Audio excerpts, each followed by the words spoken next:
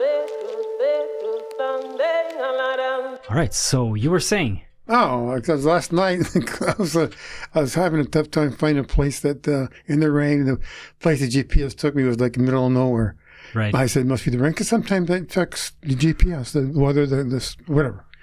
But I kept going, and I said to myself after my third try, I go, you know what?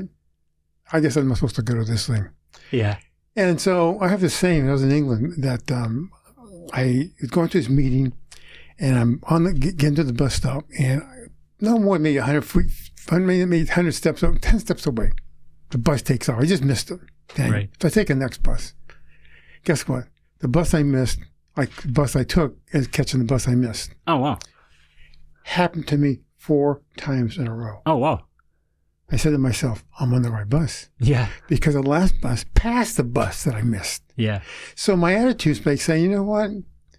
Do your best with good intentions, move forward, and you're on the right bus. Yeah. So like that event I didn't go to was called Founders Live, startups and tech and whatever and so forth. And I go, okay, did I get upset? No, I'm in the right place. Huh. And the same thing. And that's kind of my attitude I've taken recently because you know what? All you can do is your best, your good intentions, as long as your intentions are good, and things happen. You may just, the universe. Because I've been to places and things have come out of things that I didn't expect. But as I said, I'm in the right place, the right things happen. Right. So that's kind of like my attitude. But even though you have to have movement to do that. Yes. They don't take that first step, nothing will happen, nothing will start. Yeah. Even if it's a half a step. You can't just sit on your couch and expect flow to happen. You have to keep moving. Well, that's true, but it goes back to intention because even doing nothing is doing something. I guess. think about it. But not a lot is going to get done, though. To progression. But that has happened to me, not only in the bus, a couple other things in the same film. I go, because my intents were good. I make the effort. Right. I not the outcome. But ironically enough, I'm on the right bus. And actually, to be frank with you, a couple of times I missed a plane and I was on the right. I'm glad I missed the plane. Oh, yeah? Because the plane crashed. Oh, whoa. Really? That's the truth. Yeah. Yeah. I was that's happened in my life a couple of times as well. I was in Sacramento, and I was called in the office by the manager. I was in the retail. Right. In California, there's a company called, then it had been sold, it's called the Bruner's Furniture Company. Mm-hmm. It's like I think here in Sweden, you got a big old high-end retail store, got the big sign, kind of really up-end. IKEA? No, I'm talking about high-end. Oh, NK, yeah. And, it's up. So I worked for a company similar to that in California. Got it. And it's called Marshall Field Chicago. Mm-hmm. But it happens they bought the company I originally started with. So anyway, I was in the case goods. I was a furniture manager for all the furniture, I used to buy all the furniture for the store, and had 12 salesmen and so forth. So in the intercom, Lanas 102, that's the boss, that's the general manager's phone number. Never call him up, right? He's an old Irishman. This is an American guy. Right. Lanas, they've been talking about you. Can I talk to you? It's kind of a voice. So I'm going to go to his office, shut the door. I go, man, somebody really complained about me, Yeah. So I shut the door. He says, man, your name keeps coming up. I go, what do you mean? Yeah, they want you to go to San Diego. I go, what the hell's in San Diego? Because I'm in Northern California. Right. We didn't have any retail stores in Southern California. So he said, gotta keep it quiet because they're going to make some changes. Anyway, that company bought another company out. And when they bought them out, they took everybody, and one person, and unfortunately what happened, person was not, go back to leadership, right? The union went in. Right. Which is not good or bad, because why unions, unions in any organization are because management doesn't do their job. Mm-hmm. Unfortunately. And it basically do about people. It kind of involves what I'm doing today because I feel it's all about people. But anyway, so they want you to go down there and check this place out, but it's kind of QT. So on Monday I was leaving. So that was on a Wednesday, so they want you on Monday. Fly down from Sacramento to San Diego, which is from Northern California to Southern California. It's about a 2.5 hour flight. Mm-hmm. So anyway, I got a call Monday night. This is, don't go. The guy I'm going to meet is going to be in Northern California. So I can drive about an hour drive from where I am. So as I'm going, I drive here, this tragedy happened, didn't pay my, it's unfortunate, whatever. So anyway, I meet the man I was supposed to meet in San Diego, which I met in Northern California. He says, I still want you to go down there and check it out and make sure you like the operation because you're going to take over this position. It's got 10 stores and da-da-da-da. All right, no big deal. So I was coming back to my home, but I stopped at my office on the way back, and my PA, Karen, was just like sheet white crying as I stayed at the door because I just thought I could just stop by my office real quick and see what's going on. And she's crying. She, Karen, what's wrong? She goes, is that really you?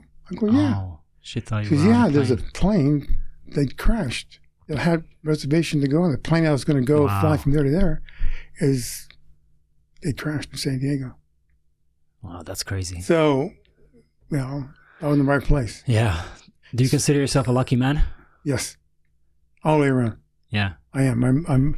I am fortunate all the way around. Do you believe there's such a thing? Like I've thought about this a lot. Is there such a thing as being lucky? Are some people more unlucky than others? And what does that even mean then? Is like, you know what it is? Does the universe distribute luck differently? Yes and no. Right.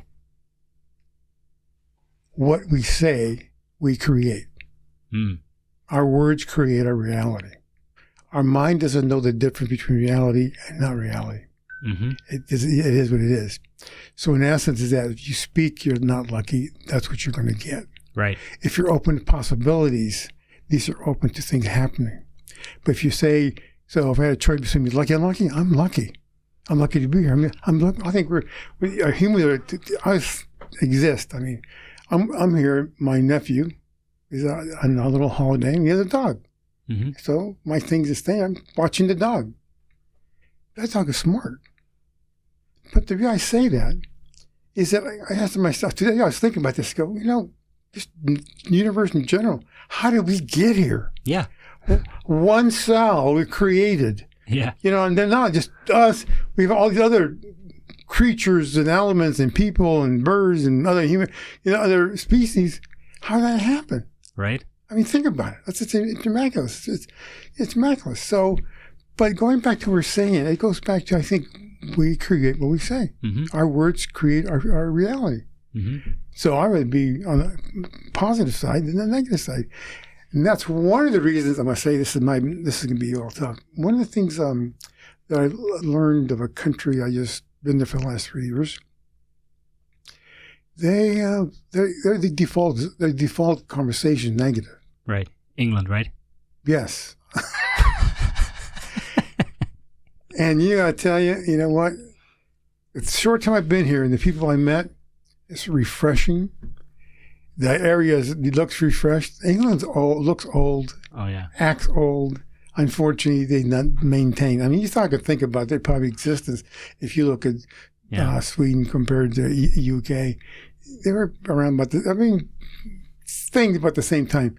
But between night and day, you're fresh. You're up to current. And the attitude of people as a whole here are open, and they're interested in just giving you a chance. I think the first thing is that, no, it's not going to work. Right. That's interesting because I know that the American attitude is much more, let's say, optimistic, positive. We can do it or whatever. I know that England is kind of the reverse, but I always thought Sweden was closer to England in that sense than the U.S. But you say no. Swedes are fairly positive. Yes, more so than much more so than England.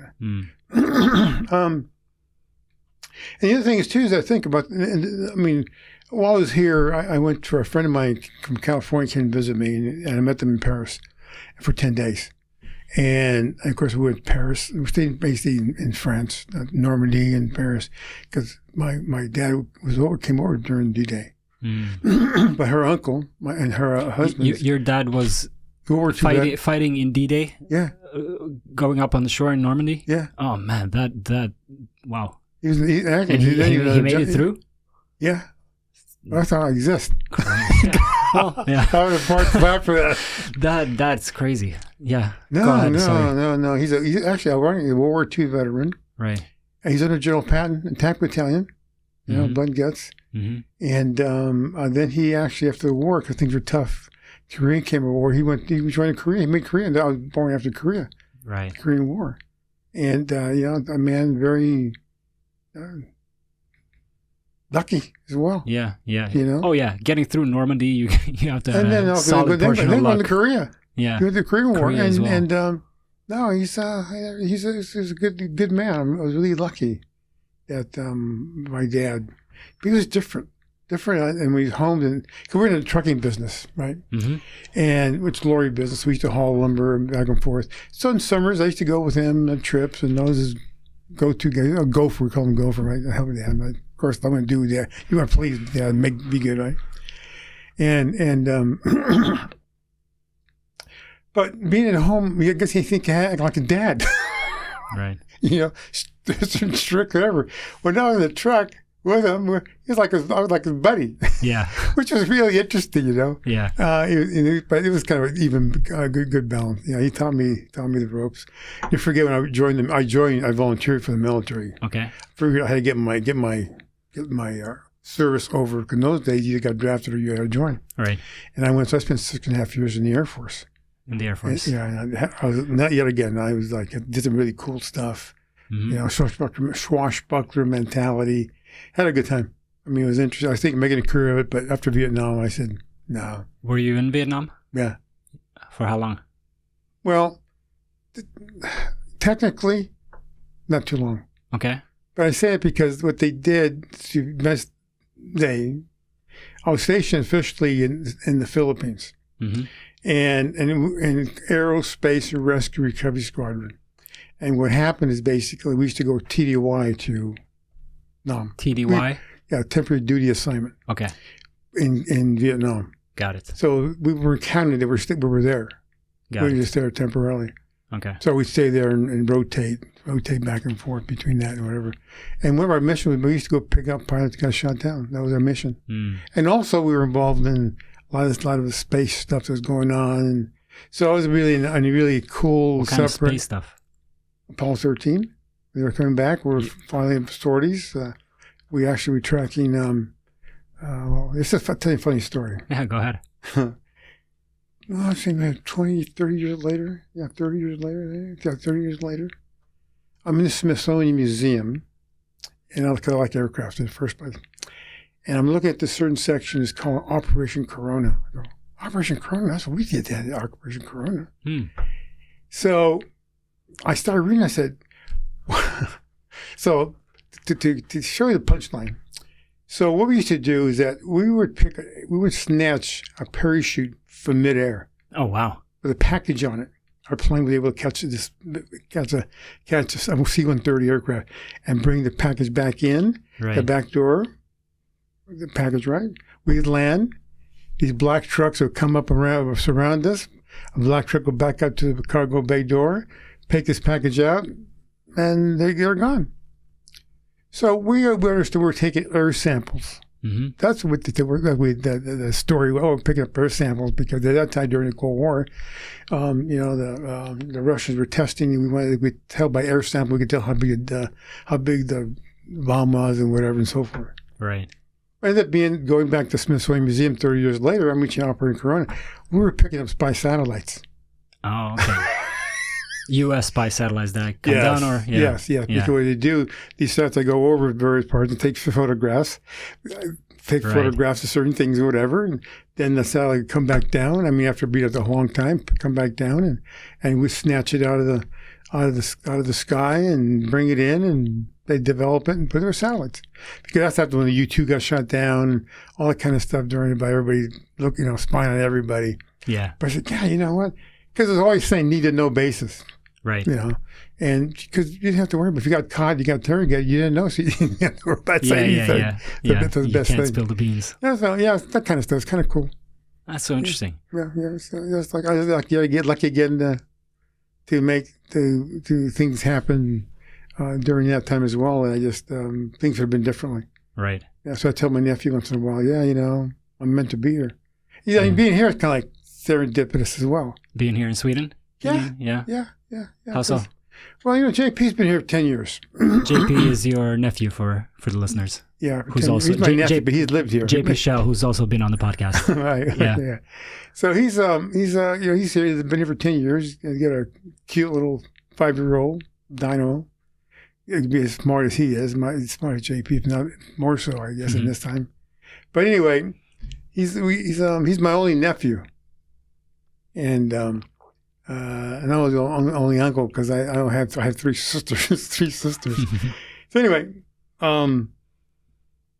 he said, I came to visit him. He said, hey, you ought to come and stay a while. I go, yeah, I might consider it. He said, yeah, whatever. Anyway, he went to Karolinska, got his PhD, but he's used that very smartly in biogenetics, but also he's used it to be able to transfer the knowledge and skill set. So this time I came around, he said, so I had to make a decision, am I going to stay in England or leave? So I came here, kind of go back to the States for a while. So I came here and we started talking. He started this project and it's got good legs. It's got good potential, great potential. If anything, I would say, like I said earlier. And but it's like, yeah, I'm supposed to be here. So for me to have that situation in England, and coming here via going back to the U.S., it was the right place, right time, because it just helps that idea, that goodness of making the world a better place project, right, to make it happen. And myself, because I met some nice people here. I've got some organizations going to use my technology that's currently, which I can share with you later, and which were parallel. So it's just kind of like I'm in the right place, right? And so it's my attitude.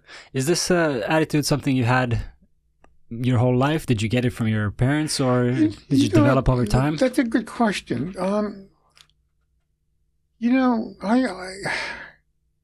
Visualization, it goes back to what you say you create. And I've done this younger. I've done this more when I was younger than I'm actually doing it now. And I remind myself I should keep practicing this.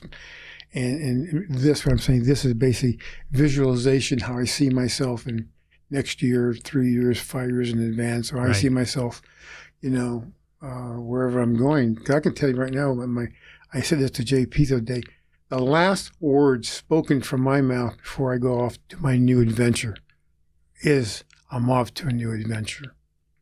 Right. And so that's how I look at it, because everything is, the adventure, and make it as best you can. Yeah. And I mean, I've had some nice not things happen to me, and people taking advantage of me, situations not going well. But you know what? We're all born in the same place. We all end the same place that you do inside, and you have a choice. Do you want to cry, spill over milk, or say, okay, I look a lesson from it? I always believe the universe takes care of themselves, whatever. Yeah. The bottom line, you know what? I came with nothing. I'm gonna leave with nothing. Yeah. Simple. True. Just make the world. Take care of Mother Earth. That's the key part. Yeah. So to answer your question, in an indirect way, yeah, I've always kind of thought, like right now, I envision where I see myself in the next 2 years in my mind. Environment, lifestyle, impact I'm hoping I made, and help other people, help Mother Earth, take care of Mother Earth, help other people. Because if you don't take care of our world, it's a balancing act, and that's one thing I don't like about our current president. He can care, because right now he wants to maximize his pockets. Yeah. And he don't care who touches who an example. But yeah, that's my attitude. I kind of look at visualization of, and the word is, I was saying, I always think on myself. I said my good friend Dad told me once, begin with the end in mind. So if you have that, it gives you guidance where you're going. Gives you guidance of things you've got to do to get that. Visualize yourself how you want to be and whatever, because it can happen. Right. It might not happen as fast as you want it, right? But if it don't make the right step in the right direction, and it's so I have to yet again. I remind myself of how fortunate I really am, and how lucky I am to do things, so I'm good. It's interesting because I pretty much have the opposite attitude when it comes to my life. I I don't really think about where I'm going to be in 2 years or 5 years or anything. And I never have. I don't know for what reason. It's just things were always functioning differently in my brain, where I want to make sure that I'm happy with what I'm doing now, and I want to do a good job with whatever I'm doing right now. And as long as that works, great. If it doesn't, do something different. And I've never been like motivated by goals, visions, going somewhere. That's not, it's a good thing, because see, we do it, but you won't do it for a day at a time. You still do it. I might say a year, 5 years, 3 years, 3 years. You can do it. You do it for us, me being here. We did that. Yeah. I did that. I said, what's it going to be like? It's interesting. What should I wear? Just to be nice, to be respectful, and yet again, hope I have something to offer to your audience. And I as well as speaking to learn something from it. And because, you learn from other people. And right. So the thing is, we do it. I guess it's just that I'm very motivated on my own. Like, I'm naturally motivated. So I've studied engineering. I've worked in the corporate world. I've started my own business, and everything has pretty much worked out pretty well. Without having the goals and the visions, I just do. but I'm gonna say this. Actually, we're saying the same thing. Mm-hmm. Just a timeline and differentiation of steps. You take maybe baby steps, not to. But see, if I don't make that goal, my life doesn't. I mean, look. When you go somewhere, you have the end in mind. Right. All right? Trains might stop running. Mm-hmm. Well, that's beyond your control. What are you going to do? Well, how important is it to use it? To find another way to do it. Right. If it's not important, you won't do it. So basically, you have to have some sort of idea, image of what you... And so if it doesn't get there, it doesn't make a difference. I mean, it doesn't... So, see, goals, I think, are misrepresented. How so? Because it's like a finite thing. Right. We take it as a finite thing. And it was really not a finite thing. It should be just like, it's like saying, I'm going to have breakfast at 10 o'clock. Right. That's pretty finite. Yeah. All right. So what happens if you don't have breakfast at 10 o'clock? Disappointment. Is it? To some people. If you may, that's the risk with goals, I think. That's exactly right. See. But it's basically not so much the beginning with the end. It can make 10:10. It can be 9:50. Right? Yeah. So just basically don't work for the sweat. Unless it's life-threatening. Like I say to somebody, you're going to the world's going to end and you're going to miss the last ship. Right. It's up to you. Right. So I think we get stuck and we get those goals. And the key part, if goals change and other people are involved in that goal, key after is communicate. Right. Like I tell people I work with me. Look, we decided we agreed to agree to this. If it changes, it's okay. Just let me and everybody else know. Yeah. Because things happen, but not to get upset about it. But don't wait till the last minute either. Yeah, yeah. There's a common courtesy and respect. Like right now, I have a person that I work with, and they always wait till the last minute to send me an invite or this. I said to them, look, if something goes wrong, we don't have enough time to react. Right. If you can do it now, do it now. Why wait till the last second? Because you don't know. When I was young, I could think about if the theorem or formula says it does that, why just do it without trialing it? Well, you know what? Sometimes it doesn't work that way. Yeah. But that's when you trial, get to work out the bugs and work out or maybe learn something new and make it better. Yeah. Than you already started. So, and if you got a goal, you don't go any further because it just ties into my other thinking. Mm-hmm. See, I always think beyond that. If that's my goal, for me, it's just a milestone. Right, right. It's a step on the way. That's exactly right, because it's not the end. Exactly right. Because what happens when you get there? The end, no. So reality goals are milestones. Right. And I think if we look at them better that way, for example, I never put my label to that. You never put that label milestone. Right, to a goal. To what I'm doing, to the goal. Like actually at the milestone, how I vision myself, just a milestone because it's not going to end. Right. He's going to continue, going to continue from there. Yeah. Makes sense? Yeah, that is one of those things that people who have very clear set goals, once they achieve them, they become depressed because they haven't thought of the next step, or like they think life is going to be done when they get that goal? That's why people think I should be retired. Yeah, I'm not. My word of retirement, you can get old and die. Because you think old, you act old, you're going to die. You have no purpose. Yeah. You know, you have no purpose. You have to have purpose. And the purpose is that, you know, when you get to that goal, so if you're 65 and you retire, then what? Yeah. You got to do something. Got to figure something out.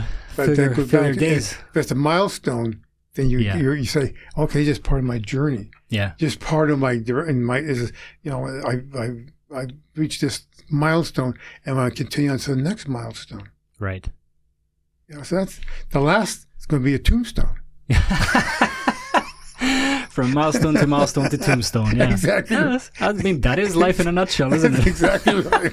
If I never looked at that visualization aspect of where I want to be as a milestone. So just talking to you, talking about your learning. So I like that. For me, that suits me and fits pretty good about milestone. Yeah, I like it. You continue on. Because you know what? Otherwise, we have what's our purpose? Right. You know, and that gets it's all really personal. And that goes back to see, like, what I'm doing today, where I started my personal project, is basically always wondering, what's the hook? Mm-hmm. Why do people do what they're doing? What motivates them to do what they're doing? And what's the hook? Right. You know, because I think I realized through my life from being, you know, when I was young, I loved football. I played football. I was very good at it. But law of physics, the guys were like, you know, twice the size of me, twice as heavy and strong, faster, meaner, you know. And I had the passion, I had the desire, I had the guts. I just didn't have the size. You know, I mean, you know, guy twice your weight, and you know, you're not. You might play for a little bit, but not much longer. It's simple, and it's not going to be very enjoyable. Yeah, exactly. But I still gave my best. That's good. So anyway. Is that all you know? What's the hook? Mm-hmm. You know, what's the hook? Because, and then so from that, I can remember. I never forget what my coach Kreiner said to me when they called me by my last name, right? And I call myself I call myself by my last name. Okay. So somebody says, he said, Lanas, it goes back to like the earlier story. This is my football coach. He says, we have these universities that want to look at you for potential scholarships. I go, oh, wow. Okay. They ask me, well, what film should we send them? I go, I don't know, Coach. I play my heart on every game. To me, they're, you know, I'm luckier in some more than others, right? Yeah. Because that's not what gave me the name, not Lucky Lanas. I mean, they're actually, because they just, you know, I just played my heart on and things happen. Right. So I said, I don't know, Coach.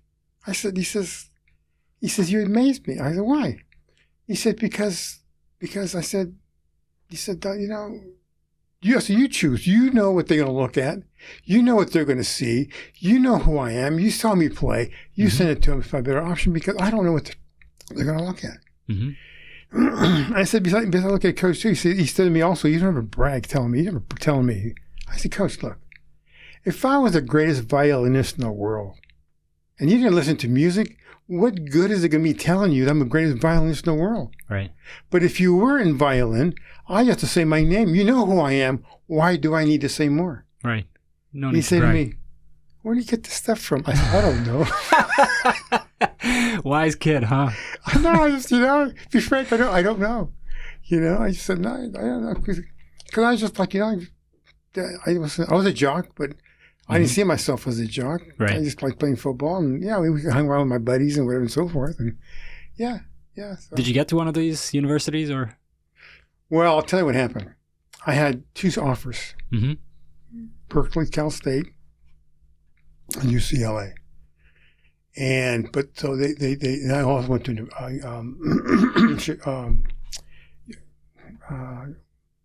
BYU, and.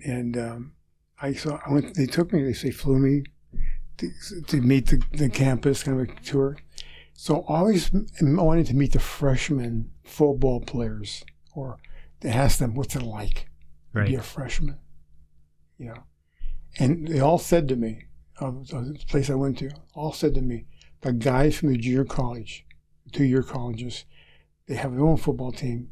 They played, and they were playing. So they went to graduate to 3-year, the 3rd and 4th year in the universities. They played because they had more experience. Because the guys who got the scholarship were holding, they were the dummies. They were holding the bags and scrimmage when you scrimmage to play, right? So they didn't get to play much. Right. So, but you had these guys from junior college coming in, right? And so they would play because they had more experience. And so then there's one of the junior colleges came to me, J.R. Boone, who was a former quarterback for the 49ers. Mm-hmm. He was the coach, and he said, hey, can I go to a big university? He said, yeah, I asked the coach. I said, I've been there. I talked to the person. He said, you come to with us. This is what we're going to do for you. You can give a scholarship. But then I was getting like 4 times the money I would get for an hour. I used to hang out towels at the gym. I had the towels out, right? I get paid, and I got to play.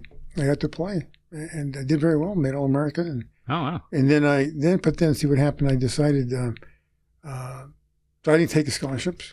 Okay.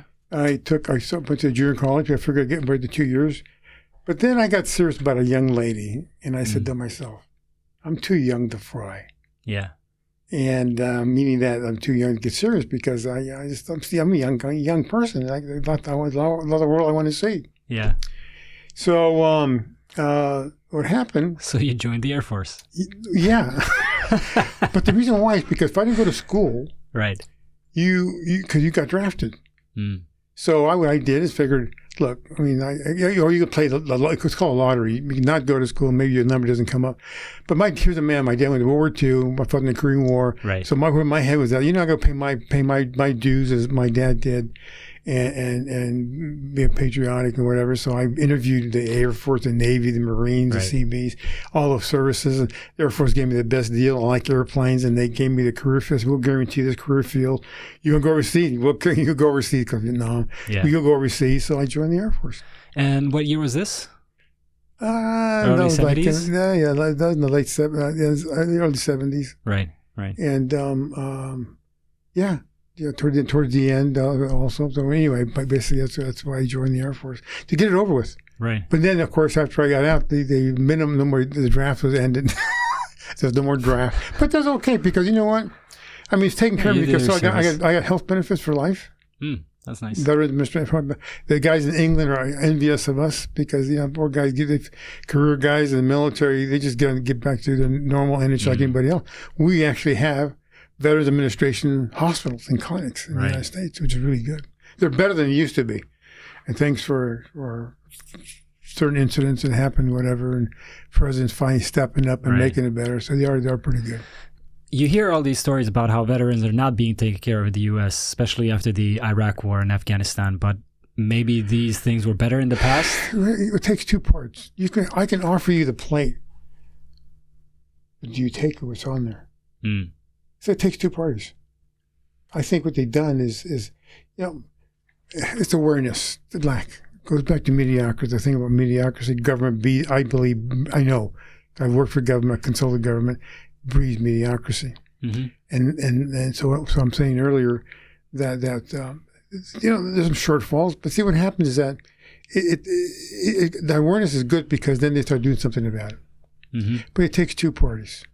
Because nobody wants to be mentioned or tagged that you've got any sort of non-physical issues. Well, I don't want to use the word, basically. I'm talking around saying mental health. Right. All right. And it could be a stigma, it still is. Because, I think it's 2 parts. Mm-hmm. 2 parts. I think we should. One of the bad things when we're president, he's a good president. Unfortunately, one thing they did that was wrong is dismantle mental health programs with President Reagan. Mm-hmm. He in turn dismantled any health care within even our society. Mm-hmm. Yeah. Technically, why? I don't know, but that's what happened, and that's one of the downfalls. And maybe now we're seeing the effects of the silly things. It's not the silly, but the tragic things that happen today. Yeah. Especially in your part of the U.S., North California. I've been to San Francisco a handful of times, and last couple of times I've been, it hasn't looked great. There's so much homelessness. There's so much crime. It's really sad to see such a great city. Goes back because of maintenance and people do mediocrity, just do the minimum they got to do and doing their job.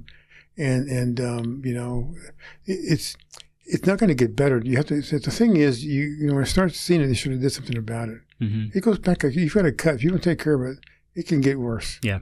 So you got to take care of it and get cut. And it's simpler, it's more effective, it's less costly, and it prevents. See, my whole thinking of the world is that unfortunately we have to get out of problem solving. We have to get the mindset of problem prevention. Right. Proactive. Because we kind of already accepted, I want to hire a problem solver. Well, you're already saying to yourself, you're going to have what? Problems. Yeah. So you have to change that paradigm shift from problem reacting to being proactive. But here's the challenge of being proactive. Well, maybe change this back. Problems happen because somebody let things run without checking it somehow. Anyway, and it ends up becoming a problem. It could have been caught up upstream. Problem prevention, the things with it, you have to understand the system. You have to understand the process. You have to understand the interrelationship between each individual, between each process, and whatever. So you have to be more knowledgeable and take responsibility for that. And also be watching at the same time, which is part of the process. So that's to be a problem preventer. You have to know what is happening, how it's happening. And I'll honestly say from my management consulting days that a good 70% of the companies today don't know what they do, how they do it, and why it happens. Okay, some do, and some are good at it, and some are not. And I would say most of them don't. They just got to figure out. It comes in and beep, and not realizing. Yeah. Because to solve a problem, say for example, it costs you 10 crowns to produce something. And that's the end result. It costs 10 crowns, and you sell it for 20. Theoretically. Let's say that item is not finished properly. So you can't sell it, right? So you just wasted 10 crowns. So to redo it, it's probably cost you another 10 crowns. Right. And so while you're redoing it, you lost another 10 crowns because you couldn't make another crown, a new one. So you lost 10 in making it, 10 in redoing it, and 10 taking its place of taking the time for making a new one. Right. So you see how simple problem that does? Yeah. Problem prevention, you would catch it beforehand and minimize that output. Makes sense? Yeah. So, and it goes back by being the same thing. So we have to change that whole paradigm shift. Going from solving problems to being problem preventing, being proactive rather than reactive. Yeah. And that's another this is a lesson. Until those things change, nothing's going to change. Why do you think we're in this situation? Because it's obvious that so many areas, government, industry, it feels like all over the Western world, we're just not as sharp as we should be and seemingly as sharp as we have been in the past.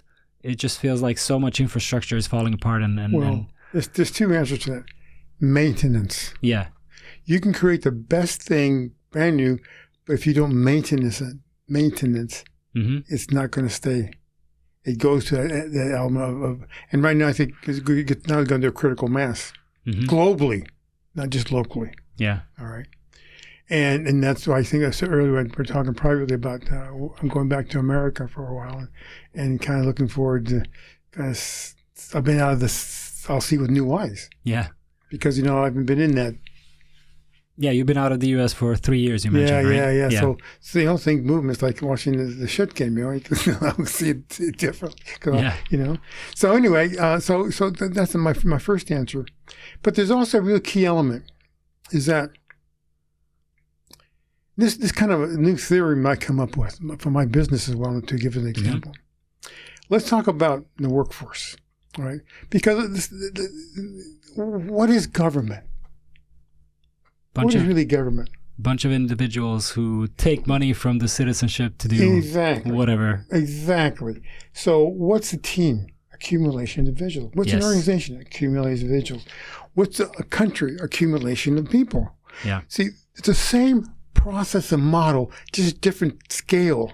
Regarding from being a team of 10 to being a town of 10 million, like your country, or being 10 billion. Right. It follows the same process. And it goes back, you create it. If you don't maintain it, it degrades. All right? And the output is not as good as it would because, so think of it this way. To get a result, there's two formulas in my head that I use when I do things. The first one is this. To get a result, I don't care if I'm building a rocket to building a chair or cooking eggs, all right, is that there's 5 key elements are inseparable. Okay. Number 1, you do it somehow, a process. Okay? So how you cook the eggs, or whatever. The next thing, you do it somewhere. It could be a kitchen, it could be on the stove in the middle of nowhere. You use a material. It could be the eggs, the water, the gas, or whatever it is, right? Right. You use equipment. It could be a frying pan, whatever it is, or whatever. And the 5th element, what do you think the 5th element is? I don't know. People. Someone to do it. Somebody's got to do it. Yeah. Or a robot. Maybe in the future, who the hell knows? I don't know. For right now, people. Yeah, we're getting there. But still, people still involved. All right. Somebody tells that robot to do. Somebody, that's the scary part. Maybe that's not. Goes back to how it's 2001, right? Exactly. So anyway, so you look. So to get 100% output, 100 result, it takes 5 elements. Right. But guess what impacts the most of the output? That would be the people. That's right. So that 20% impacts 80% of the output. And if you look at any company today, all right, look at any company today, 80% of their expense goes towards what? People. The biggest resource. And then look at, what do you think they spend the most time on? Recruitment. No. And education. Well, yeah, to people. But in reality, you're looking at how you do it, where can I buy it, how I do it. Oh, okay. All the extrinsic elements. Right. All right. We're gonna do this. AI is part of the process. Right. All right. But you do it somewhere, somehow. It consumes up energy. Yeah. Right. All that stuff. Right. But we don't focus now. That's number 1. Get the right people. Now the question is that one person doesn't do it all. No, I don't care who is in the world. I don't care. No one is the top dog with other people below them. Right. Nobody.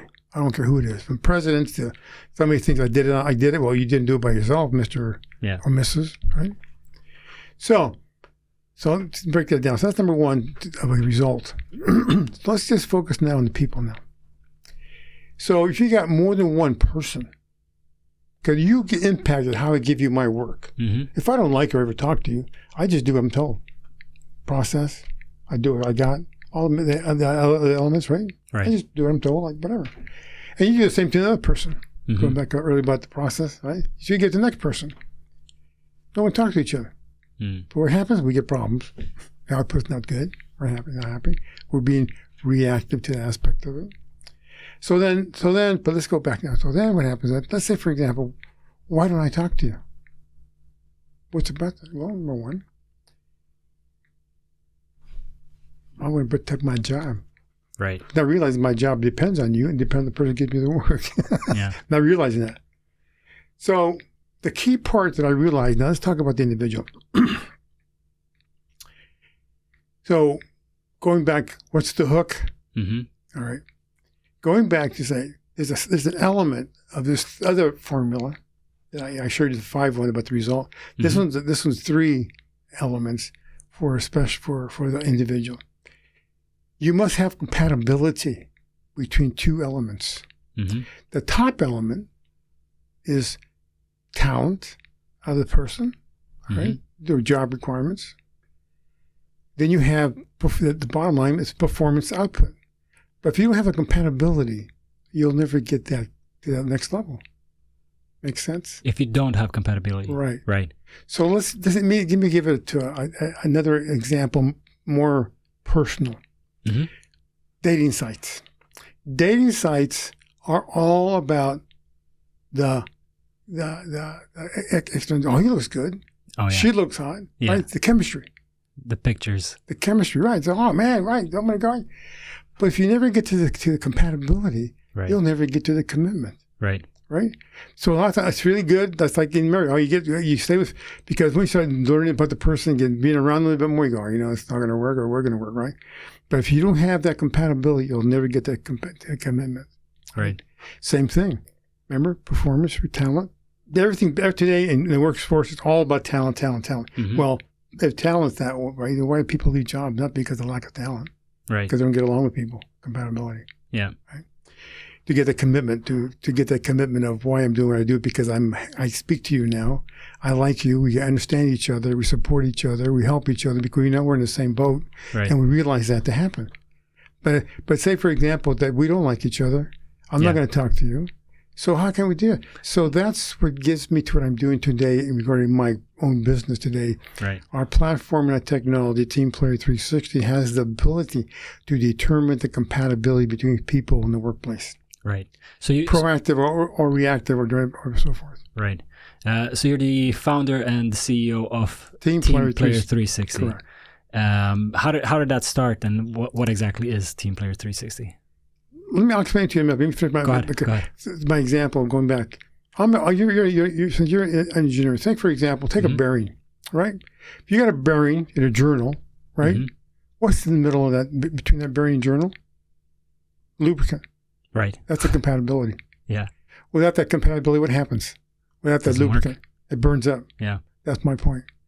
So it's inevitable. It's in everything we do. Yeah. You have that thing in the middle that keeps it going. Yeah. It could be air, but it's that thing in the middle, the compatibility between talent, compatibility, and commitment would end up get the result you want in performance. You maximize the talent. Right. Because nobody works alone. Now to answer your question, going back, what's the hook? When I was playing football, there's a guy named, I don't forget his, Al Delario. Guy was like a freight train. Okay. But when he was on, he was dangerous, great player, magnificent. But when he was off, you couldn't get him to move, do a damn thing. I go, what's this guy's got it all, got the makings to it, but it was all the part above the shoulders. Yeah. The part above the shoulder. I played basketball my whole life, and I've had teammates like that. Yeah, they got the height and everything, but it's just doesn't happen. It just doesn't happen. You're the wrong team. Yeah. So annoying because I'm short. Yeah, I wanted that height. Yeah, I know what you mean. You can relate to my thing by playing football. Man. You guys are like 6'6", and here I'm up 5'10", Exactly. They're like 6'6", and they can run as fast as I could. Anyway, so my life, in my career and what I've done in my life in the military, that's why I didn't say the military, because it just changed so much. It was after NAM, there's no work. There's too many guys that get out of the service and jobs and whatever and so forth. And so I come from an entrepreneurial family anyway. Family. So I always wonder, what's the hook?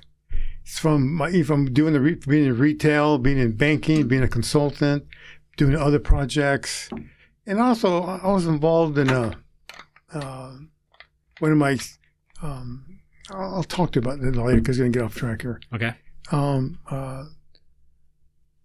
The hook. What makes them do? Why do you do what they do? But it ends up, when maximize that, put them with the right people together. You look at any sports team today. Right. The ones that are on top of the dogs, they have the talent, but guess what? They got the chemistry. Mm-hmm. They got the compatibility. They help each other, support each other, and that's the secret sauce. But people don't realize that. The question is, we're able to create a methodology to be able to identify that, be able to quantify that, be able to compare it scientifically, and be able to demonstrate that and show people. Because maybe you and I be compatible. Guess what? But there's somebody you can be compatible with, and so is myself. That doesn't mean for our comparison when it might be compatible. Right. If you're not compatible, it doesn't mean you're not compatible with somebody else. You're always compatible with somebody. Right. Get enough data, enough people to compare to. So all my career and things I've done, the common theme through everything in different sectors of business, it's all been about people. Right. If you get it right, we can change the world. And that's unfortunate what happened today. People are not talking to each other, not being open to each other. They're being bullied. They're being doing stuff under fear, doing because everything gets them for an immediate gratification, thinking the short term, thinking the long term, and the impacts of what happens in the world. But yet again, you just get the right people together, no matter who they are, you can maximize the opportunity and have a nicer environment. Right. People don't leave jobs for lack of talent. They leave because their needs are not being met. And then the majority of that, who they work with are supporting each other and helping each other. Yeah, anyone can relate to if you have great colleagues, a great boss, even if the job is not perfect, you're still enjoying it and you stay. But even the best job can be a nightmare when you have terrible colleagues and a terrible boss. There's plenty of research around that. Plenty of studies and research that shows that people leave, they're happy, they got enough money, but they're happy to go to work, like going to work. And just think of the impact. Here's my altruistic view of how to make things better. I used to say, people told not to say this, I tell you, this is my measure of success. Okay. They say, when someone goes home from work, pets the dog instead of kick him, hugs the partner instead of yell at him, and the kids, I've done my job. Because if you think of our lifetime, the time we spend at work, and if it's terrible, you go home, I don't even go home. Yeah. All right. And if you do, you're not happy, you lock yourself up, whatever you do, you isolate yourself and you're not engaging with your spouse or your partner or engaging with your children or even a dog, if you got one, right? Yeah. It's not healthy. But so if you are, take that reverse. If you go, it works okay and you enjoy it and you go, you take that back there, you engage. But guess what happens? It's like ripple effect. If it happens at home, you can go your community, you can get involved, you help somebody else, they in turn help other people, and it keeps going back. So that's my altruistic viewpoint of what can happen, But if you don't have that start to maximize the opportunity for it to happen, it'll never happen. Right. So that's why I'm passionate about what I do, and I'm persistent in what I'm doing, because it's a game changer. It's just getting an opportunity to share with people, for them to use it and viable to use it and find out there's a better way. Because I use this for people, our suppliers. My technology, it's not just in the workforce. Anybody I deal business with takes the compatibility profile and compares our compatibility. Right. Because during COVID, it worked. They helped me and we helped each other getting through COVID. Because that's because you had similar views. You had similar groundwork. You had similar viewpoints. It's like your friends. There's a common theme of all your friends. There's a common theme, core theme that and maybe it's unspoken, identifiable, but we've been able to, by using technology, using science, using a questionnaire, not a test, if we can find out, hey, it's not compatible, you're with that person. Right. So if I understand correctly, TeamPlayer360 developed this compatibility test? Compatibility profile questionnaire. Profile questionnaire. Not a test. Not a test. Technically, tests can be validated and verified. Right. Say I gave them 2,000 people, and we don't predict anything. We just show what it is. Right. So, and it can change. For me, you and I, like I said, you and I might be not compatible, but you and somebody else is definitely compatible, and me and somebody else. Right. Follow me? Yeah. So you can always find them to be compatible. The objective is to find people around you to support each other and help each other. Okay. If you're in a foxhole, you don't have time to argue. You don't have time. You both want to survive. But the more congruent that is, regardless of how you support each other, you increase your probability of surviving and making it. Right. Make sense? Yeah, for sure. So this compatibility questionnaire then, is that what we should call it? Developed by TeamPlayer360, and how does it work? What kind of questions? Well, here we give a little bit of background. Okay, first of all, sure. There's a story behind that as well. Well, the questionnaire was designed by 26-year human behavioral psychology professors from Cambridge University. They developed the instrument. And how that came about is that TeamPlayer360 grew out of a medical physician recruitment firm. I used to find doctors. Okay. And I placed over 200 doctors in their very first jobs, coming out of their internship, residencyship, their real first job. All right. And working in being in the state of California, I actually developed a program for the state of California. People don't really realize, it's changed now, but at one time there was we had a very minor micro health system as you have. I don't know what you guys call it. In England, it's called NHS. I mean, anybody who walks in those clinics has to be taken care of. Right. in the United States. California used to have that? No, the United States whole had it that way. Oh, really? I didn't know that. But no, but yet then they figured out how to get paid. They didn't ask if you're illegal or illegal. You're a human being. You're sick. Let's get you stabilized, and we'll figure out how to get paid, or figure out how to refer you to. Yeah. It's not how it is called today. a safety net. Who knows? Now I haven't been back. It's like unfortunately, probably not. It's still. I got a couple of friends that still, but they get funds money from the government. Right. They're nonprofits. They're all nonprofits. They get money from the state. They get money from the feds. They, of course, some have fundraisers and whatever and so forth. But so I used to find doctors for them because they had a tough time finding doctors. Right. But there was a problem with the retention. So I was lucky in the state of California that I say, hey, doc, you just finished your internship. I said, if you go work in this Timbuktu clinic in Siberia somewhere, I said, you have an educational debt of $200,000. We'll pay it off. We have to be there 2 years, minimally, with the hope that you stay there longer. Right. Well, the retention rate was like 0. Well, it was like 20%. Right. So got him there, took it, but it was like a revolving door. Right. Let's go back to about maintenance. So once I left the government, I created my own recruitment firm, and then again, I did them, but also I had that niche market. But I figured I got to find the problem. Why are these doctors not staying? Yeah.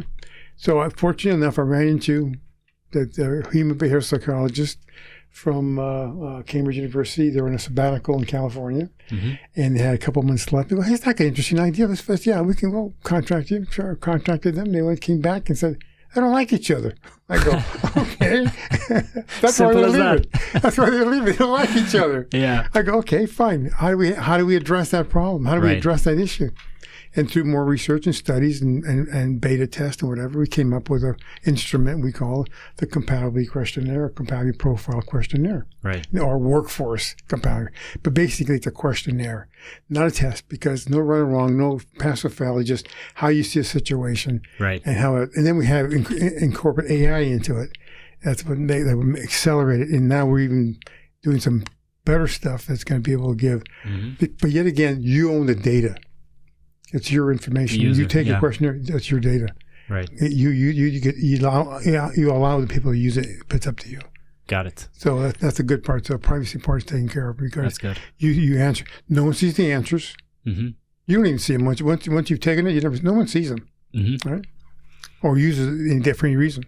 What kind of results do you get? Do you get like I'll show you. Well, I can show you to answer what to consist of. Yeah. First of all, there's like 4 sections. Number one, key section about yourself. How you see yourself, if you're going back, do you see, a default negative, default positive, whatever, how you see the world, how you are regarding, Right. Then, of course, your personal goals, how you see yourself in milestones, all right? How you communicate, how you solve problems. And the one is also in that interwoven basically your personal culture. Right. All right.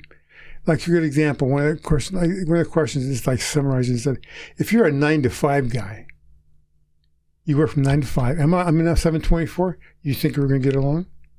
Probably not. Exactly. That'll come out, and they'll come out. It won't come out as such to say they're not going to go on because of this. But in the summary of the report, which is basically a graph, that all it sees it's a bar.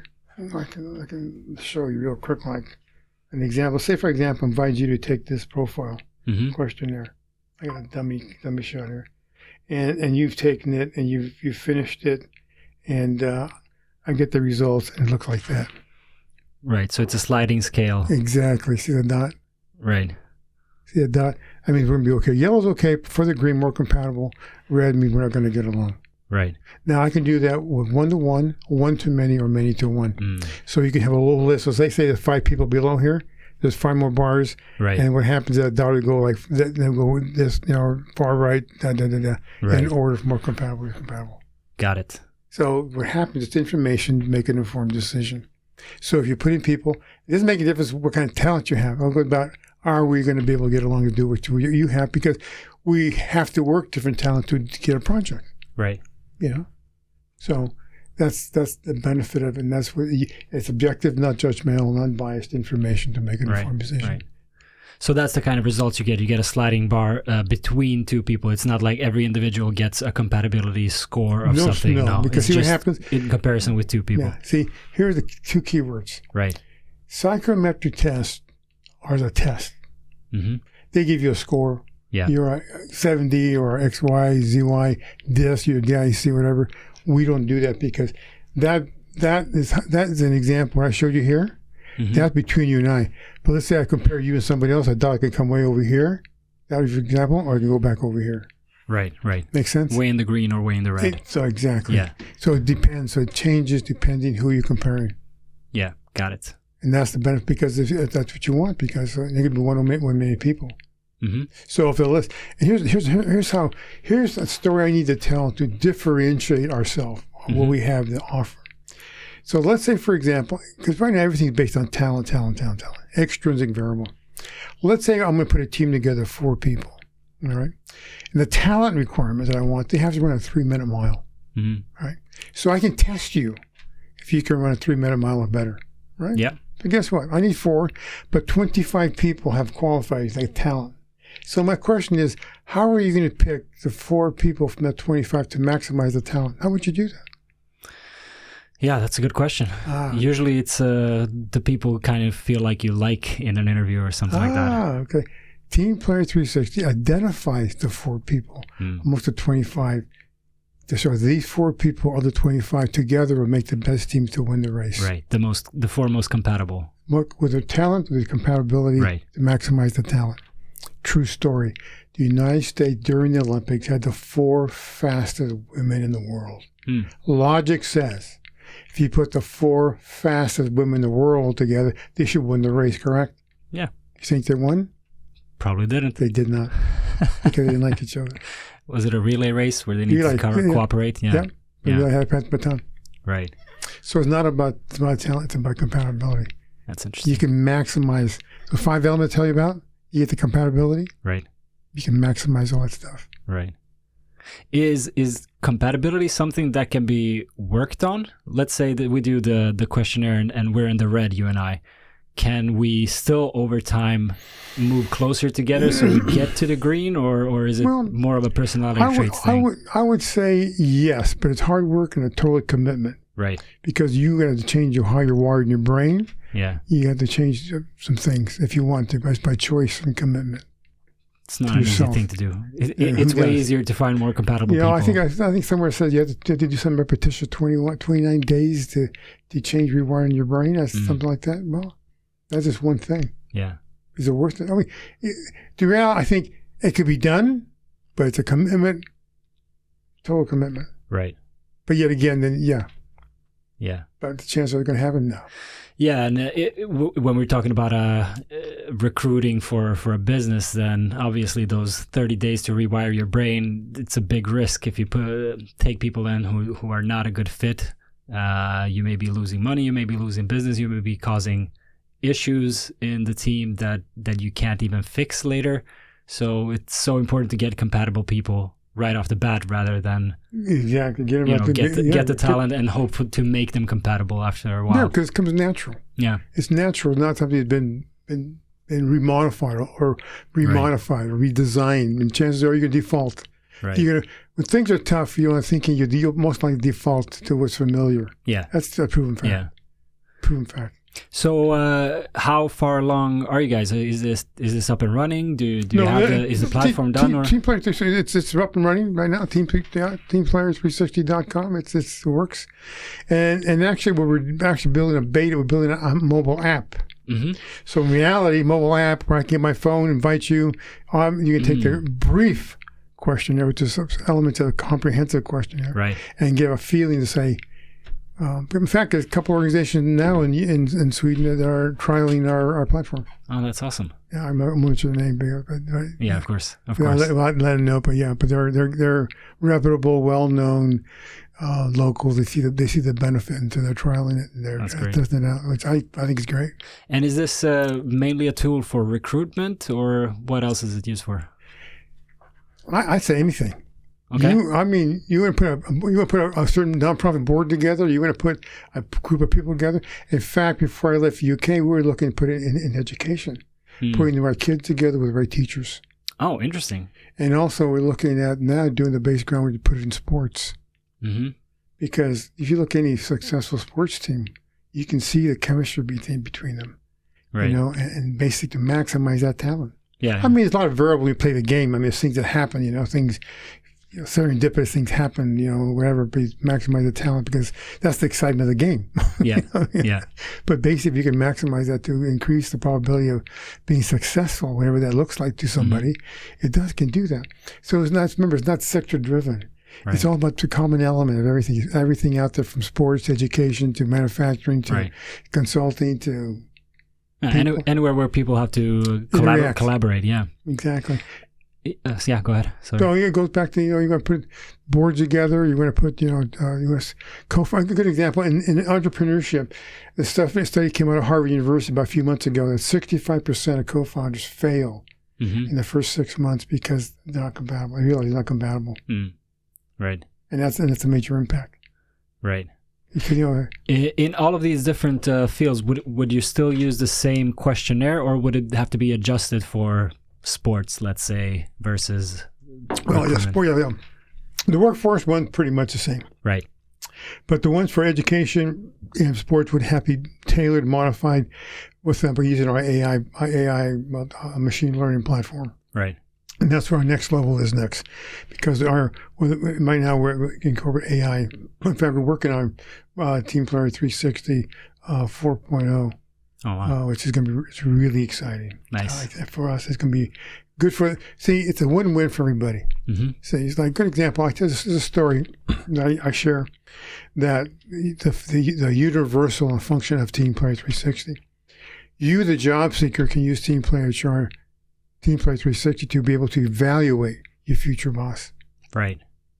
You can download the app, invite them to take the compatibility profile. I'll tell you which one of those companies you best fit in.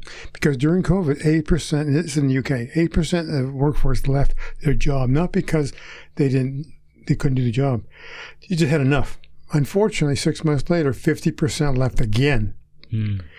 But TeamPlayer wasn't aware. They weren't aware of TeamPlayer360. If they had that, they're going to prevent that themselves. So the cost to the company, but the cost to the individual, not just in monetarily, but emotional, mental health, wellness is an impact. Right. And that's the other part going about wellness. We in essence, it increases that probability. You have a better environment. Right. Yeah, of course. That's such a key aspect of it. Yeah, with the compatibility. We just think it automatically just happens, you know, and it doesn't. If you're lucky, you might be like, we have a good culture. Well, that's good. You're lucky. Yeah. You know, there are places that are good running companies, but by serendipitous, but some good luck. But I'm sure they've done so many tops and whatever and so forth and whatever. Yeah. Yeah. You mentioned dating. How can TeamPlayer360 be used in dating? Oh, better. No photos. No photos. Until you opt out to get photos. But first of all, everybody take the compatibility profile. The thing That's so first of all, find your compatible match. No photos. Right. First of all, I was going to say, excuse me. Yeah, so first, I was going to say, you're looking at this person, you're going to see this. You say, you know the what? Compatibility rating. Good. There's a chance there, right? Then you start dialoguing. Then you say, then you have options to have photos. So a dating app, you wouldn't be putting up photos. You would first answer these questionnaires, and then you get matches based on compatibility, and then you get to see the photos. Well, it's up to the individuals. Yeah. Okay. It's up to them. We're just a platform for them to expedite the process. We just develop the methodology and the platform for them to do that. We don't tell them you have to give photos at all. You might say, you know what, we're not compatible. Let's just go meet in so-and-so place and see what happens. Are you working with any dating apps or anything like that? Not yet. Not yet? No, we have. I'm doing the groundwork to do that. Because or would you be creating your own dating app? What would be the preferred? We do it for ourselves. Yeah. It'll be. It might be powered by TeamPlayer360. I'm not sure. I'm not quite sure of that yet. Got it. That would be interesting. I have a couple of people that want to run with it. You want to run with it and do the grunt work. But right now, I'm focused on the workforce. Yeah, it makes sense. Workforce cuts across all sectors. Yeah, and that's where the money is. I mean, businesses have more money than people who want to date. Well, I don't know. Dating side, I can probably do very well on dating side. Fair enough. But then you got to have ad revenue, and it's a different ballgame. Yeah. Well, it's a different. That's what I'm saying. If they focus in regards to 360 workforce, and then of course from then, goes back to the other part. Got it. How do you incorporate AI? What does the AI do in this on this platform? Well, AI machine learning in the workforce is going to really good because then we're going to start taking the benefits of the skill element. There's two keywords: extrinsic, intrinsic. Okay, extrinsic is talent. Basically, what you know, what you do, what you can do. Extrinsic, what motivates you to do, and more congruent that it was other people. Right. It maximizes the talent, extrinsic variables. So we're going to now focus. Our focus is basically intrinsic, basic compatibility, but now start using more AI to enhance that. But yet again, now getting into the factors of your skills, incorporate that element. It's at now a whole new level of being able to make sure we help you find your best talent to be able to the best compatibility and with then with other people as well. Because when a person signs up through a company or through us directly, they can do that. You get your own compatibility, you get your own profile platform. Within our, you have to log into our platform to get to your profile. Right now, basically pretty standard right now, but I would like for that to end up being your job career portal. Right. And that's where AI, machine learning, and blockchain. Machine learning is taking all of the extrinsic variable information, enhance that, and create that into data and analytics to be able to be functional information for you, for the employer, everybody. Because right now, look, let's take an example: sports. You take any ball player, you got stats, how many ball, whatever they're measured on. You got all kinds of stats, right? But do you have that in the workforce? Not really. We're going to have that, which we're going to create. But for your benefit. What kind of stats would that be? Well, it depends on different sectors, different industries. Okay. You know, we're doing the research now to find out what's important about what's fair and measurable. And what you right now, say if you're applying for a job. Right now, you tell people, well, I was 10% impacted this, whatever. Well, take that data and use that data to build up your stats for your analytical workforce analytics. So, for instance, a project manager would be like projects delivered X% on time. Could be all kind of stats. Which is important to the company and to you. Right. See, that's the benefit. It's tailored for each need. Yeah. That's what's exciting. Then you take it to machine learning, learns that, but guess what? Then blockchain validates and verifies it. How many CVs do you have? Sorry? How many variations of CVs do you have? Me? Yeah. I only have one. And most people have 5 or 6. Oh, really? Yeah, they're looking for jobs. I'm lazy. No, because you're not applying for a job. True. I haven't applied for a job in a long time. Right. People who apply for jobs generally have variations to tailor for that specific job. Right. That makes sense. But there's a core element that they've done, basically to mine that. There's a couple of companies do that really good, but we're going to take what their models that they do and how they do it and incorporate that into our platform. That's the future. Right. But that's where we're going to. But yet again, our main focus is to benefit the user. Right. On the topic, on the note of statistics, I feel like people generally have an aversion to that kind of thing. To have, for instance, like what I mentioned with the project management, to have stats saying exactly how successful, how much on time, how much money spent. I think that might be because people don't want to have the stats be too clear, because they want to promote the people they like and be able to get rid of the people they don't like. You know what I mean? In an organization, you're on a good point. But remember, with the keyword you said, like and dislike. Yes. Well, remember, ours is based on liking. Exactly. That is my point. That in like the traditional, let's say, model of doing things, there's in every organization there's so many more factors of power than performance. Because it's so, especially in larger organizations, it's a lot about power and politics and who is loyal to you, who's not loyal to you. Those kind of things are so important when it comes to like climbing in a career, that I think a lot of people appreciate the smudging of the numbers, not having it being clear black on white, because then that gets spin either way based on who they think is loyal. So what's the truth? What's the truth? Yeah. I don't know. What do you mean? No, it goes right down to the truth.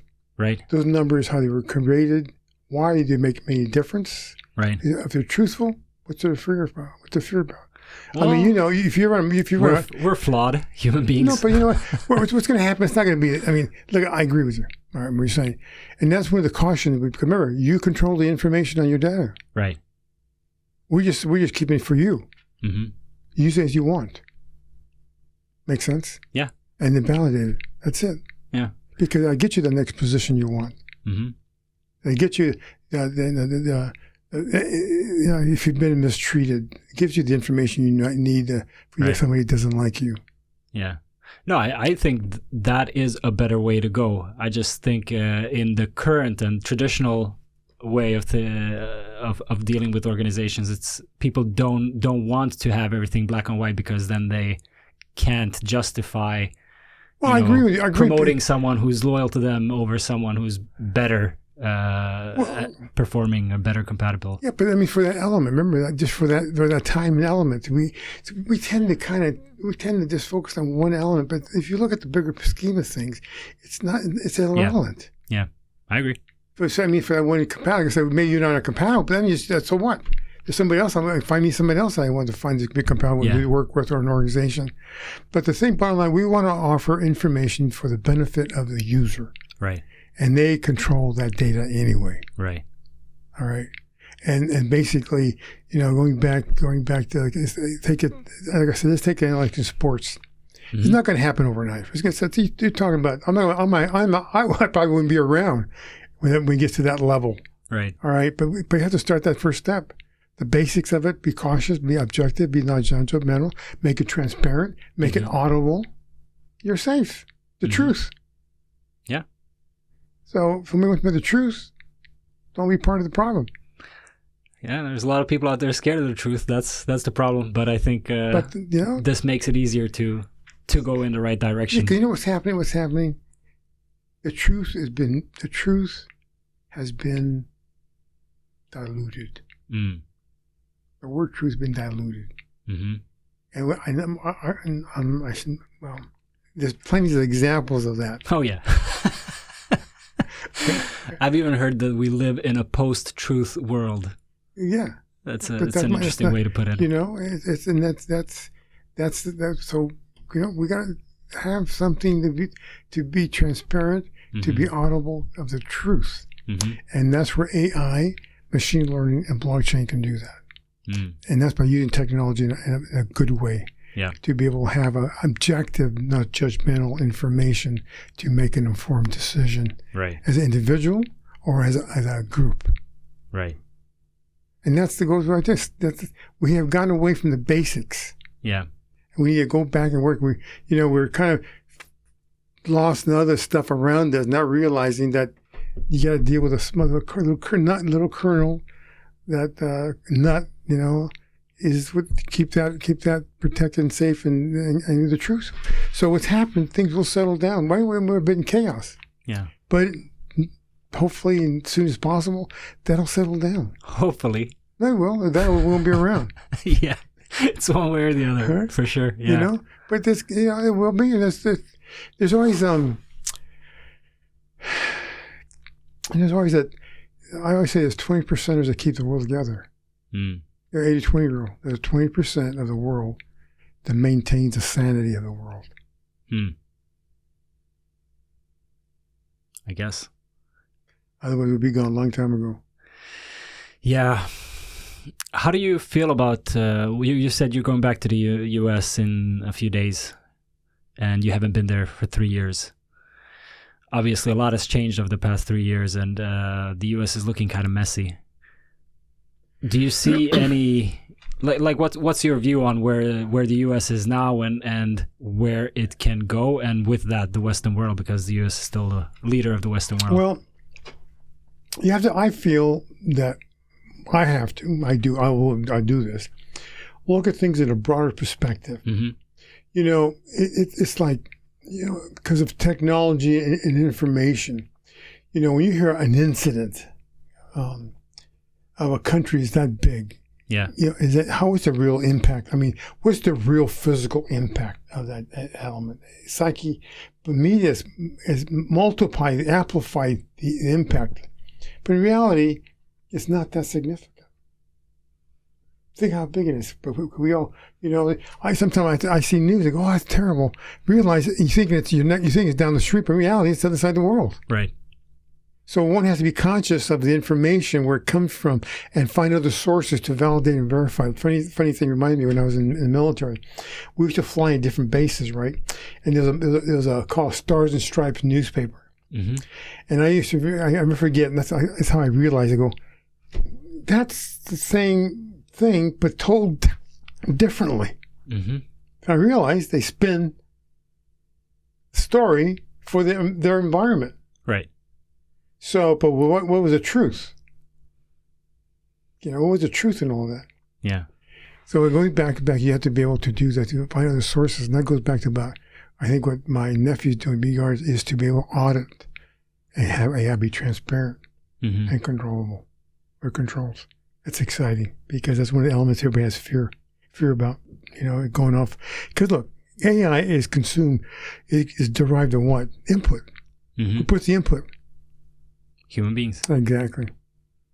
I can remember years when we used to be punch cards. You probably went here, a little guy, punch cards, junk in, junk out. Right. So we got to be careful what we put in is the truth. I think we're moving in a direction where that's not going to be the case, though. With DeepSeek, the Chinese AI, if I understand correctly, they trained it on content produced by AI, and that's why they did it so much faster and cheaper than for instance OpenAI. And I think we're moving towards a future where most of the content, be it text or images or video on the internet, is going to be AI generated, and then AI is going to be training on AI generated material, and Lord knows where that leads us, where it's not human beings doing most of the input into training AI. Well, to share with you, I feel we have something to address that. I can't share with you. That you can't share with me? Cannot. Okay. As in TeamPlayer360 has something to address that? No? Another project. Oh, a different project that you're involved with. Until the patents are self-filed, I can't say anything. Okay, got it. So I don't need to worry. You got this covered. You got it. Okay, cool. That's great. Interesting. Yeah. No, I don't worry too much about the AI stuff, but I do feel like we've kind of opened Pandora's box and don't really know what we're doing. I totally agree with you. That's why I think we have something to address that. Okay, good. I mentioned that earlier about that project I was working with my nephew. Got it. Well, when you're ready. Excuse me. The TeamPlayer360 will be able to use that as well. I think that's the best part. So in essence, we'll be a user of that. Okay, got it. Well, when you can let us know, then let us know. you can talk to JP again. Sounds good. All right. Well, how do you feel about going back to the US? Yeah, excited. Yeah, I'm really, really excited. But you know what? It's there's good people. Of course. There's definitely good people. I love the U.S. I've been there plenty of times. And there's people got good hearts. There's people that really care. But they got to start stepping up. Yeah. They got to start stepping up. Right now, I ran for mayor once. Oh, really? In which town? Fresno, California. Fresno. Yeah. But there's some other people anyway. I have a very eclectic, colorful background. Some other time I'll share more with you. You don't see about that much of it. But anyway, and this happened. In fact, the same thing's happening now, a little bit differently. People were not doing certain things to figure out, this is not worth it. I said, the problem is, if you do leave, it'll never happen. You're not stepping up. What you're talking about, you need to stay and fight and be an example, not leave. Right. So much of people have left because this is I read somewhere Americans are leaving America because of the situation of the way it is. Mm-hmm. Right. Well, guess what? They should stay there and protect what they have and had, and step up instead of running away because they can go to other countries, other places. That's what I tell them. I'm here by choice. I didn't come here because I got a situation. Right. of the environment. I said, I'm going to go back to just check things out. Right. But the thing is, that's what you need to stay and fight, step up. Mm-hmm. And the poor people the people that do have the heart don't have the means, but they have the heart. Mm-hmm. So they need to work together to make that happen. I mean, it's amazing what having a shutdown our government. It's silly for what? It's all politics. Yeah. And it's shameful. And because they're still getting paid. I think they should, if they're employed, they get paid. They who are employed by the government and representatives should not get paid either. Makes a lot of sense. But they make a goddamn law. So that's when the situation I think we need to change. Yeah. Yeah, it's crazy because the government is shut down and there's the government is still getting paid. Well, the representatives of the government, of the people are still getting paid, but the workers are not. Yeah. The only thing I'm concerned right now is I hope their air controls are still working when I'm going back. Yeah. I'm serious. No, absolutely. There's some news came out today about guys that work, they're not getting paid and just calling in sick. I go, oh man, come on. San Francisco. I mean, it's all been the East Coast a little bit, but as long as the guys in San Francisco are there when I'm flying over, because this. Remember a story I told you earlier. Which story? But the meeting I went to and I didn't go on the. Oh, right, yeah. No. Another plane got in the way. Yeah. On that deal. It wasn't because of our controllers. Got it. No, it's a messy situation. But I'm excited to go back. I really want to see. I want to step into the shit and see if it really is shit. I will put it very bloody directly. Is it sound? I know it's not. I mean, I know it's not. Yeah. But because great technology now and information.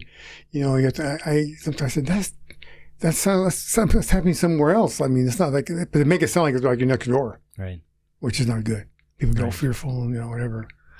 No, the media is not helping with all of the dramatization and the polarization of what's going on in the U.S. It's really unfortunate. I feel like I don't know if we were talking about that on the podcast or before we started recording, but that so many people are like viewing the U.S. as a sinking ship and are like filling their pockets, like the politicians. Instead of working on fixing the problems, they're like, okay, this is going downhill. Let's just fill the pockets, my pockets and my friends' pockets before it all burns down, which just accelerates the demise. That's how I feel that when I see the establishment politicians doing what they're doing in the United States. So my question is, where are they going to go? I mean, you're going to have a shit environment, but what's it going to do for you? They're just short thinking. They're not looking at absolutely. They're not looking at the thing is that, so you got a pocket full of money, but where are you going to spend it? How much are you going to spend? Who are you going to spend it for? Who are you going to do it with? Yeah. And what's your environment going to look like? No, it's not the wisest thing to do. No. But I'm sure they have escape plans and bunkers and come to Sweden. I don't know. But it's like what you said earlier. There's got to be people to stay and fight and reverse things, make things better for the future instead of just filling their pockets and getting out of here. I just beyond me how I mean. And I tell you what, and one party is really good at spinning it to make the other party look bad, but the other party has been always complacent, and that's part of the problem. They did maintain instead of grew, or making the changes that really had to make changes and making hard changes that were the good. Mm-hmm. And that's what the advantage this current person is doing, saying, doing it. I mean, he's bombing goddamn boats and, I mean, come on. I mean, indiscriminately. Yeah. They're drugs. They just claim they're narco terrorists, so they just murder people. Like, but you know what? They might be, but you know what? But prove it. Yeah. I mean, that's the kind of stuff you might have to do. Even if they are, I mean, stop them, apprehend them, arrest them, charge them. Like, what are we doing here? Well, I'm surprised he's not shooting anybody going across the border. It's crazy. It's crazy. I don't know what's going on there. I think and they're bragging about it. It's not like we're ashamed because this is a war crime. No, they're posting the videos. So another word comes to mind. We talk about truth a little bit. The other truth was balance. Right. We're out of balance, and the pendulum swung. And I think it's going to come back, but it's going to be tough. Yeah.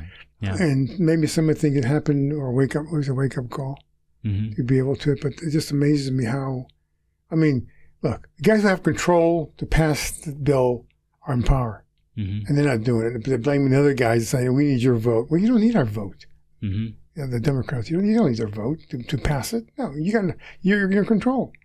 Right. So, but they spin it so well, and they spin it so well that the other people, they just they're not saying anything. Right.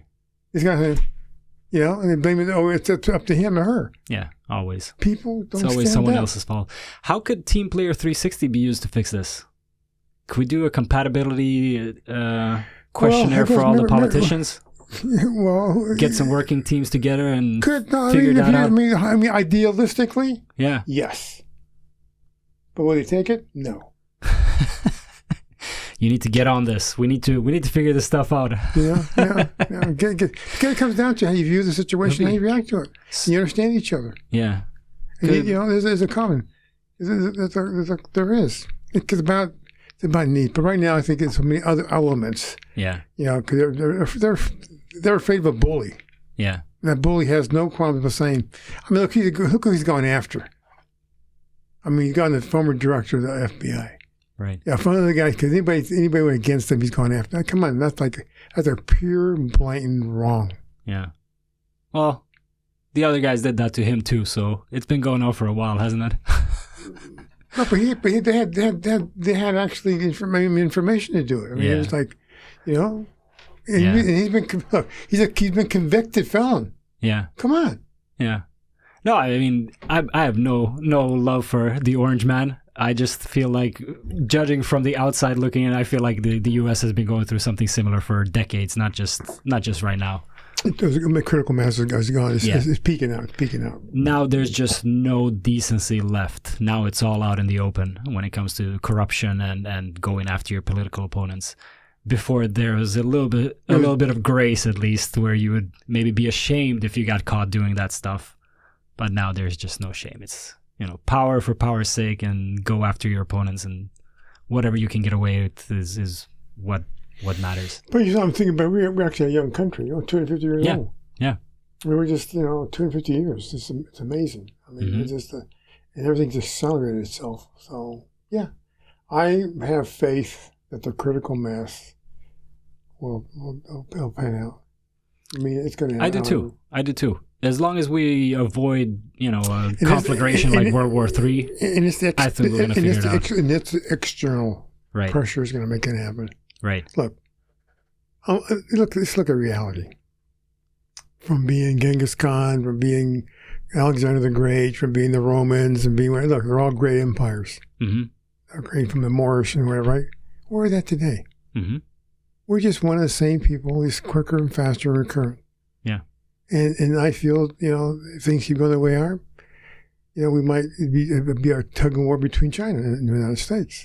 Mm-hmm. You know, Chinese, they plan 1,000 years ahead. Yeah. With milestones, not goals. Yes. All right. Very true. All right. And but it takes that. And we just, unfortunately, we have a major hiccup. I hope it's a wake-up call. Yeah. It's a wake-up call. And I just can't find how people can still believe something. Because the thing I can, because they don't want to be wrong. Yeah. People don't want to be wrong. I voted for him, or they don't want to be wrong. The bottom line. Yeah, for sure. But I'm sure that in my own mind, because I have friends that are close. And I guess I said to them, is that right? I just said, I finally said to them, you just don't want to be wrong. Mm-hmm. They didn't respond. Yeah. You know? So. Yeah. It's what we were saying before we started recording. When change seems impossible, it becomes inevitable. And I think we're approaching that kind of situation where everyone is just fed up with the situation, and then pressure mounts and something has to give, something has to change. So I'm on a longer time scale, I'm very optimistic. I think we're constantly moving in a better direction as a civilization, as a society in general. But, you know, on the micro scale, it's not a straight line upwards. We go up and down. We have setbacks like World War II and all these horrible situations that had happened. But in a longer time frame, we keep moving in a better direction.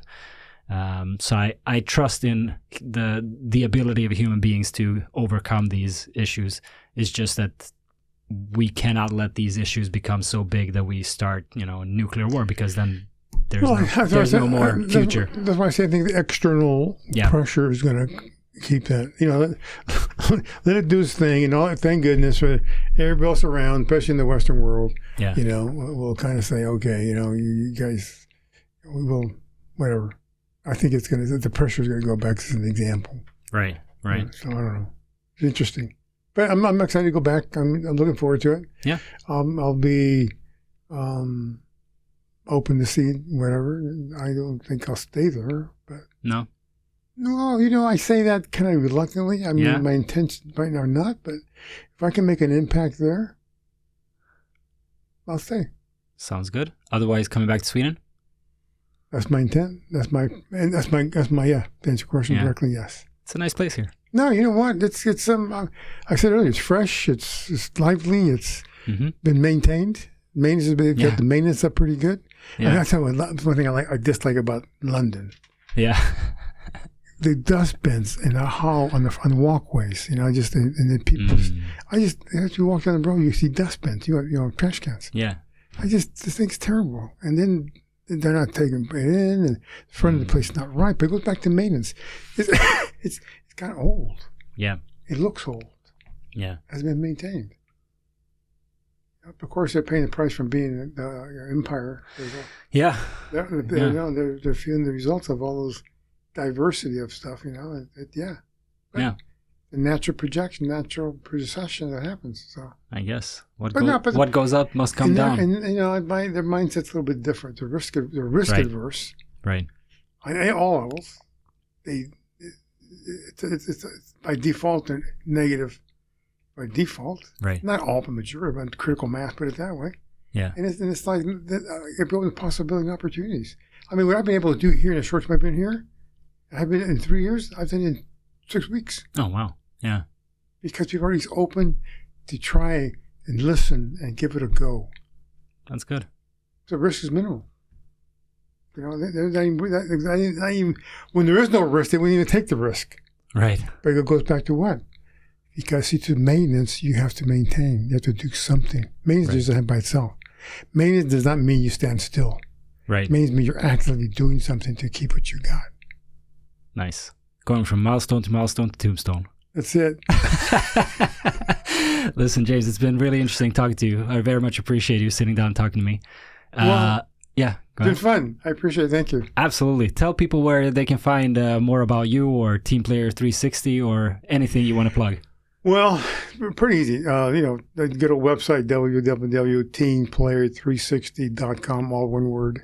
Mm-hmm. There's an info email. You can definitely go ahead and email me through. I'll get the email. Say, just put my name to the top of it. If you want to give it a go and give it a try, want to be part of the journey in Sweden, please let me know. We're going to grow here. We're going to establish here. We're going to look we need people to help us do that. So please, holler, let us know. And we're always looking for input. Yeah. The other part. Sounds good. Thank you. Thank you very much. Much appreciated. And thanks to everyone listening. Catch you next time. Bye-bye.